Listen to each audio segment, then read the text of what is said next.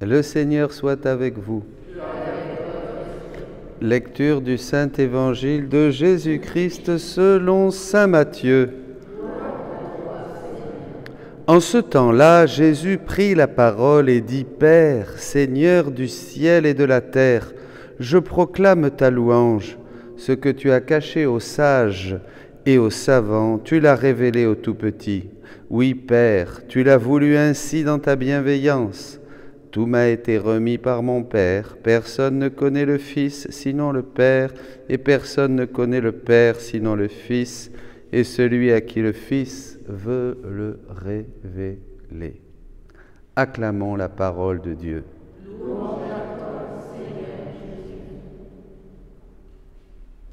Quel évangile, mes amis, comme j'aime cet évangile. Eh oui, celui à qui, ou celle à qui le Fils veut le révéler, veut se révéler et veut révéler le Père. La petite Thérèse aimait beaucoup en disant, il est descendu de la montagne après avoir prié et il choisit qui il voulut. Comme ça. Il choisit les uns, il choisit les autres, il choisit des petites violettes, il choisit des lys, il choisit des cèdres, il choisit des sapins. Le Seigneur choisit qui il veut, comme il veut, et il fait son œuvre. C'est lui qui est libre.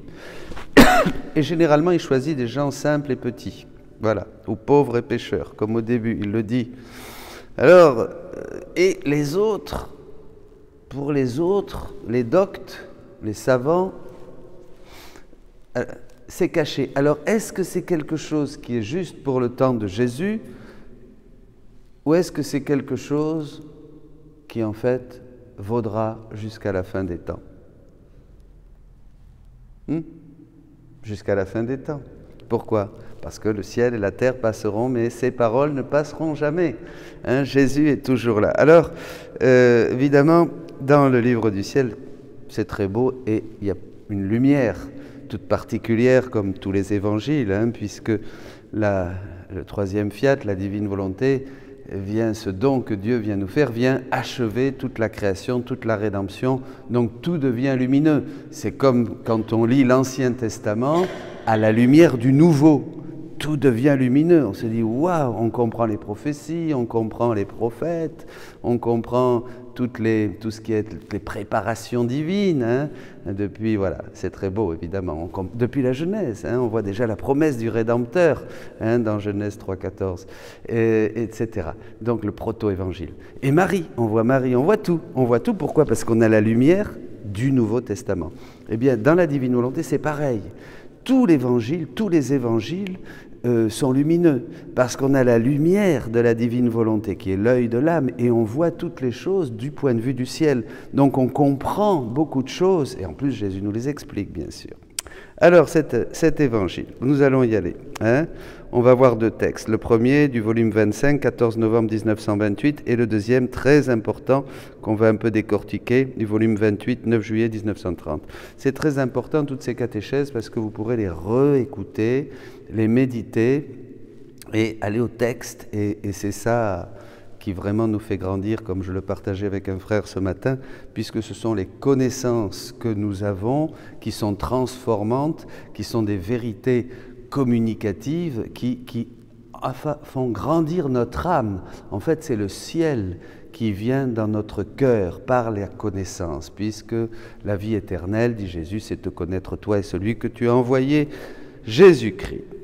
Après quoi, mon aimable Jésus me fit voir tous les traits sous les traits d'un petit enfant. Jésus apparaît à Louisa comme un petit enfant, jetant ses bras autour de mon cou. Il me dit : Maman, ma maman, celle qui fait ma divine volonté devient mère. Mon divin fiat l'embellit pour moi, la transforme et la rend féconde de façon à lui donner toutes les qualités pour être une vraie mère. C'est beau ça, de voir combien nous, entrant dans la divine volonté, évidemment, eh bien, nous l'alimentons. Elle nous alimente et nous l'alimentons. Et nous la faisons grandir, en nous, bien sûr, et partout. Partout, nous faisons grandir le règne de Dieu, puisque nous agissons de manière divine. Et continue à former cette mère, voilà, avec les reflets du soleil de ma divine volonté. Et j'exulte et je prends grand plaisir à l'appeler ma maman, ma maman. Déjà, Jésus, dans l'Évangile, disait hein, qui est mon père, qui est ma mère, qui sont mes frères, qui sont mes sœurs. Vous vous rappelez hein, celui qui fait la volonté de Dieu. Déjà, dans l'Évangile, Jésus a tout dit. Hein. Et non seulement je la choisis comme mère, pensez à chacun d'entre vous, le Seigneur vous choisit comme mère, mais j'appelle un grand nombre de tout petits pour les donner à ma mère afin qu'elle soit leur mère. Alors là, il fait allusion à Louisa. Hein? Je choisis un grand nombre de tout petits. Louisa est la plus petite. Jésus dit clairement que s'il en avait trouvé une plus petite que Louisa, il l'aurait choisie. Il a parcouru la terre et il a trouvé que c'était la plus petite. Bon, il y a eu plein de petites et plein de petits dans la rédemption. Mais Louisa, pourquoi? Ah ben écoutez, vous lui demanderez au Seigneur. Hein? De toute façon, c'est ce que je vous disais. Thérèse disait bien qu'il descendit de la montagne et choisit qui voulut. Voilà, c'est tout. Il n'y a pas à dire « Ah mais non, mais attends, elle n'est pas plus petite, Jésus, lui, il n'est pas plus petit que Louisa. Non, mais pourquoi Louisa et pourquoi pas celui-là qui est plus petit ?» Vous irez discuter avec le bon Dieu. Hein? Voilà, donc il a choisi comme mère.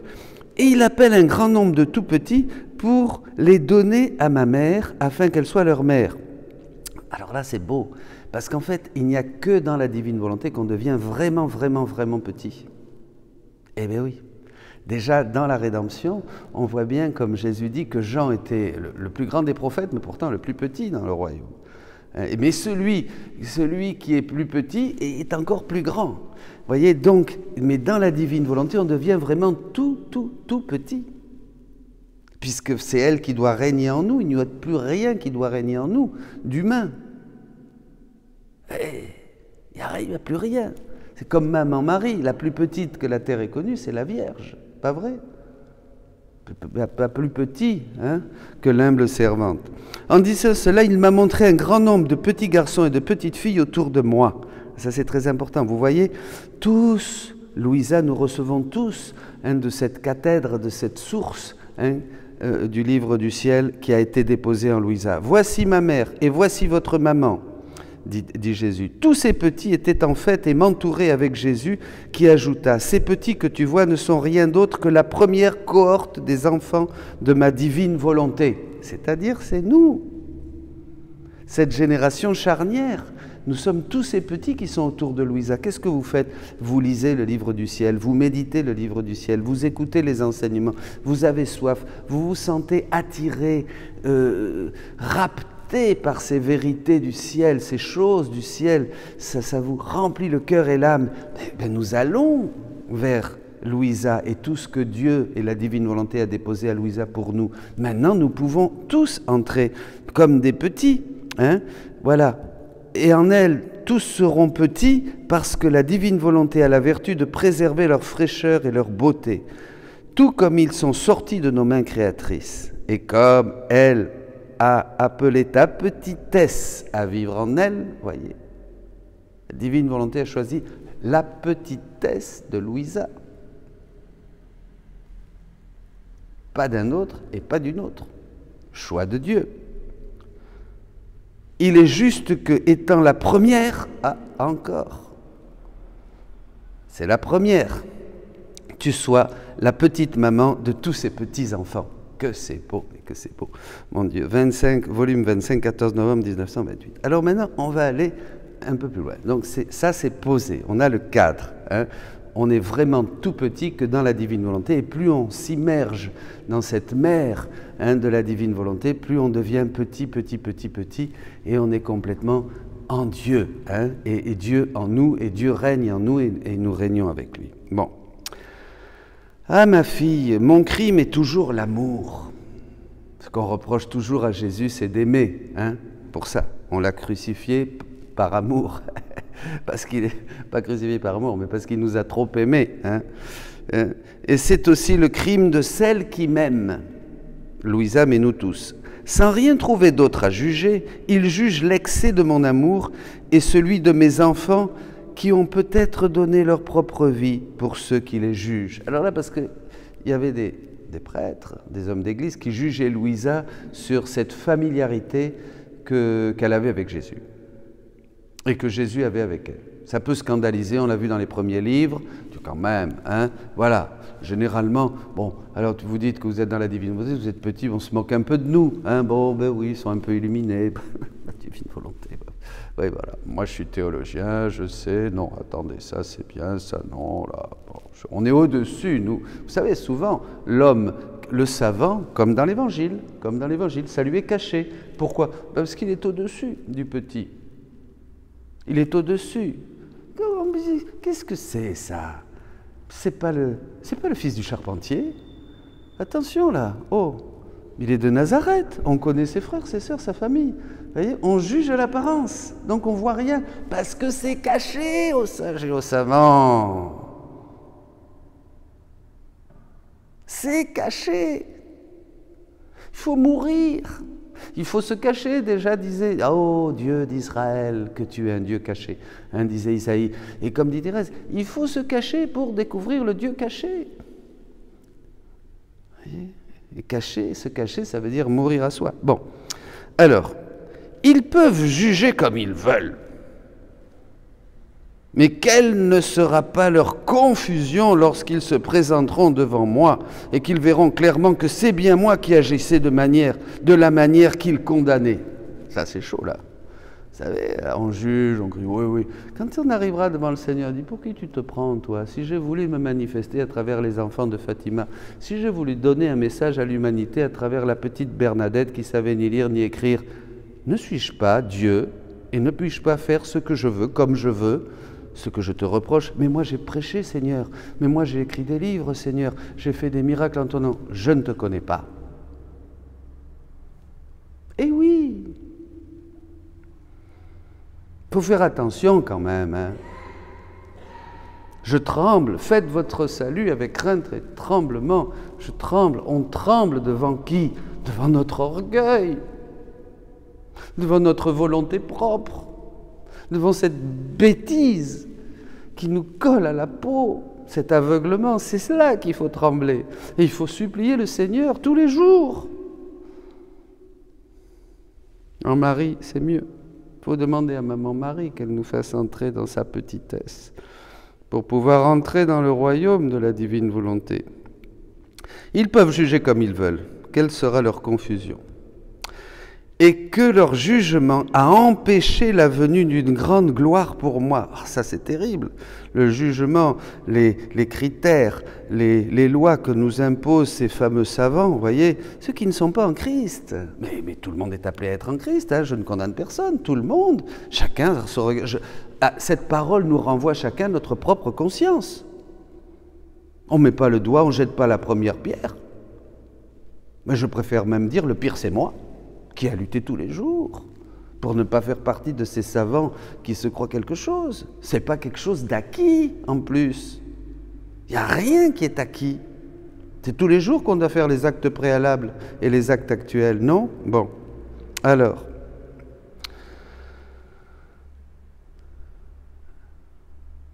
Empêcher ma venue une grande gloire pour moi et d'un grand bien parmi les créatures qu'ils ont empêché, un bien qui est de savoir avec plus de clarté ce que veut dire agir dans ma divine volonté et faire qu'elle règne en elle.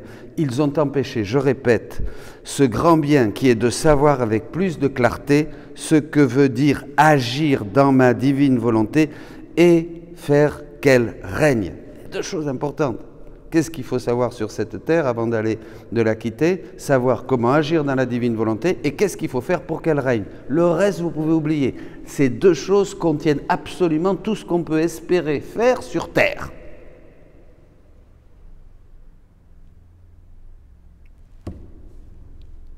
Il n'y a pas de crime plus grand que celui de faire obstacle à un bien.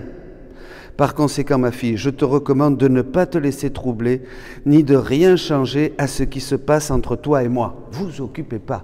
Ce qui se passe entre vous et Jésus, entre nous et Jésus, si c'est l'amour, et toujours, bien sûr, l'amour est toujours obéissant. On ne va pas faire des choses en dehors de l'Église, ni inventer des choses.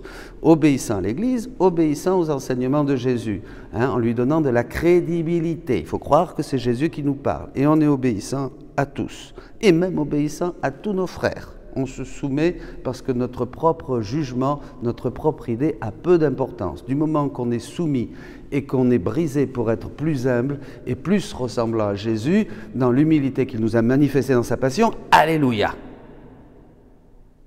Vous êtes d'accord avec moi? Non? Oui. C'est l'important, non? Qu'est-ce que faisait Jésus? Il enseigne un jour à les joie, il se taisait. Ah non, c'est à Maria Valtorta. Et il lui faisait voir qu'il se taisait. Devant les circonstances, devant les persécutions. Il ne disait rien. Extraordinaire. Bon. Par conséquent, ma fille, je te recommande de ne pas te laisser troubler, ni de rien changer à ce qui se passe entre toi et moi. Donne-moi l'assurance que mon œuvre trouvera en toi son accomplissement. Ne me cause aucune peine. Je voulais diffuser le bien autour de toi, mais l'humain se met en travers de mes desseins. L'humain se met en travers de mes desseins. Extraordinaire, quelle lumière. Aussi prie pour que ma volonté, pour que la volonté humaine soit vaincue et que le royaume de ma divine volonté ne soit pas étouffé parmi les créatures.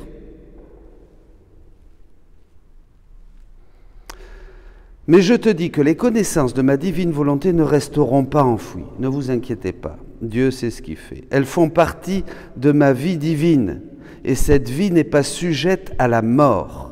Tout au plus peuvent-elles rester cachées, mais mourir jamais, parce qu'il est décrété par la divinité que le royaume de ma divine volonté sera connu.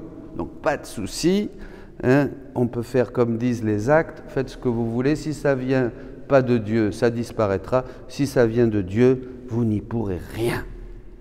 La divine volonté va envahir l'Église et le monde. Elle sera prêchée partout. Elle va renouveler toutes les spiritualités. Elle va donner une lumière inimaginable à toute la parole de Dieu, à toute la révélation publique qu'elle va manifester en développant, en explicitant toutes les richesses qui nous ont été cachées. Elle va révéler toute la grandeur des saints qui n'attendent qu'une chose au ciel, c'est que maintenant des petits, c'est-à-dire ces petits qui sont arrivés jusque-là, puissent faire leurs petits actes dans la divine volonté.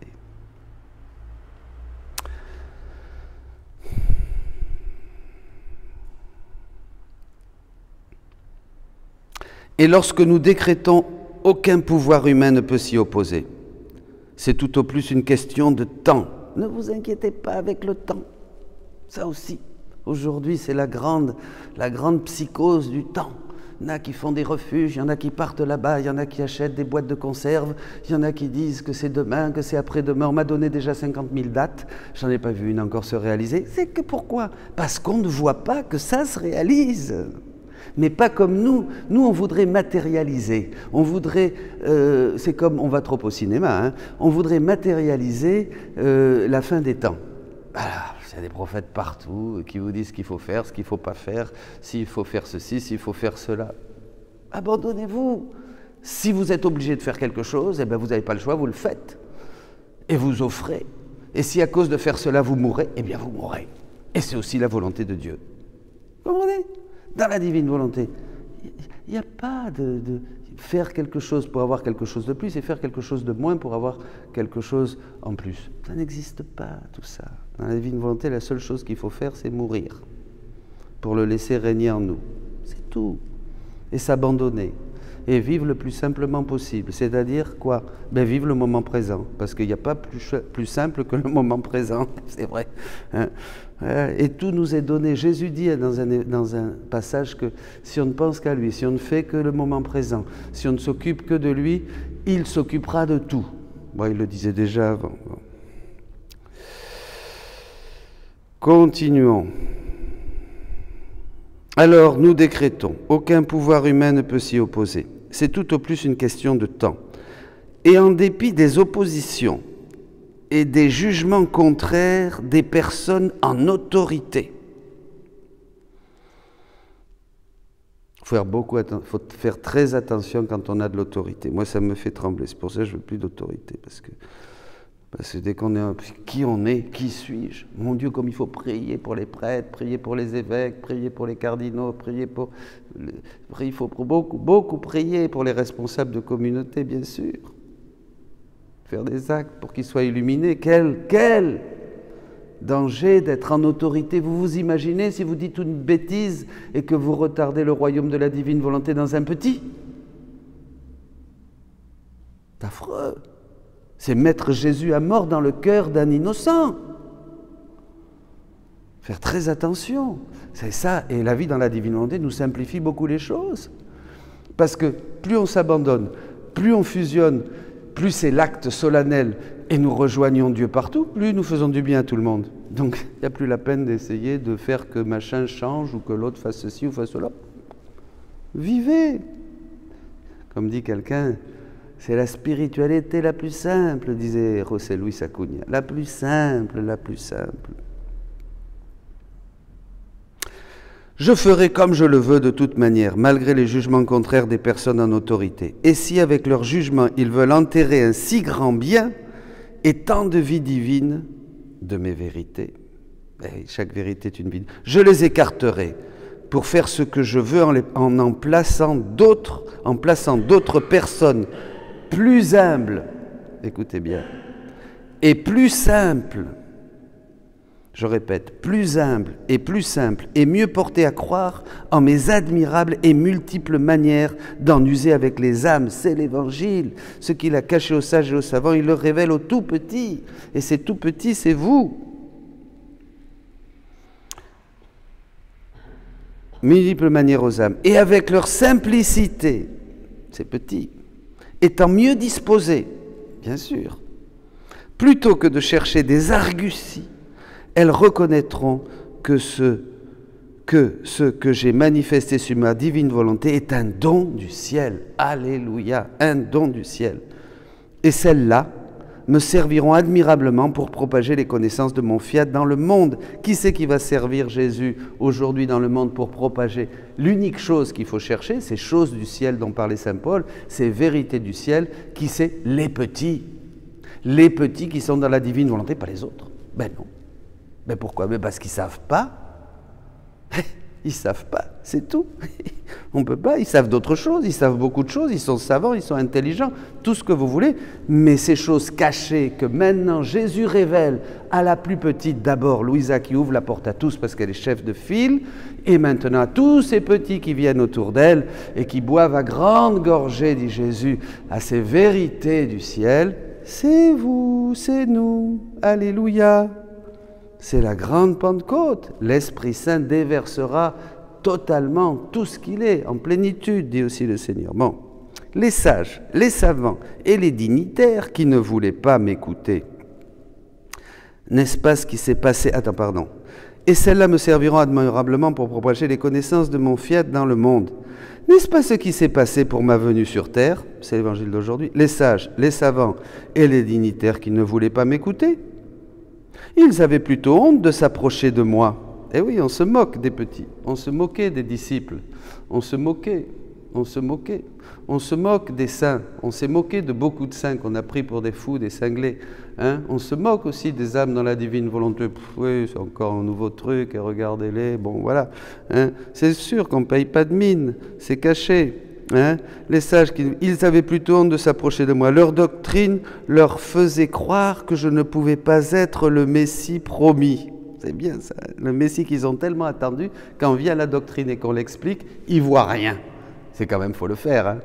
C'est exactement pareil. Après des siècles de saints, d'annonces, de Pentecôte qu'on nous dit et tout ça, quand vient le moment, quand vient maintenant ce grand déversement du Saint-Esprit, eh bien on ne voit rien. On continue à chercher.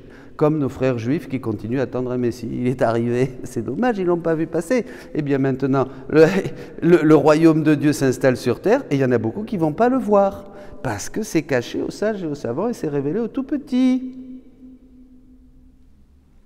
C'est clair, c'est merveilleux. Quel bonheur. Et je les ai écartés pour choisir les humbles, les simples et les pauvres pécheurs. Ça, c'est la troisième catégorie, c'est celle que je préfère. Humbles et simples, j'en sais rien, mais pécheurs, ça, je suis sûr. Alors, voyez, c'est mieux ce qu'il faut se dire. Hein. Et les pauvres pécheurs qui m'ont cru, Et je m'en suis servi de façon admirable pour former mon Église et propager le grand bien de la rédemption. Amen. On l'a vu, ça, la première qui va annoncer aux disciples la résurrection, c'est Marie-Madeleine. C'est extraordinaire, quelle consolation. C'est la première, vous vous rendez compte, hein? Bon, voilà. Je ferai la même chose pour le royaume de ma divine volonté. Voilà, c'est clair. C'est pas la peine de penser que Dieu va faire différemment. Il va faire exactement la même chose. Il va chercher des humbles, des simples et des pauvres pécheurs pour faire connaître ces vérités du ciel qui nous font entrer dans le royaume. Maintenant, ainsi ma fille, ne te tracasse pas. Là, Jésus nous parle à tous. Ne vous tracassez pas en entendant parler de toutes ces difficultés qu'il soulève. Donc, ces personnes, ces sages et ces savants.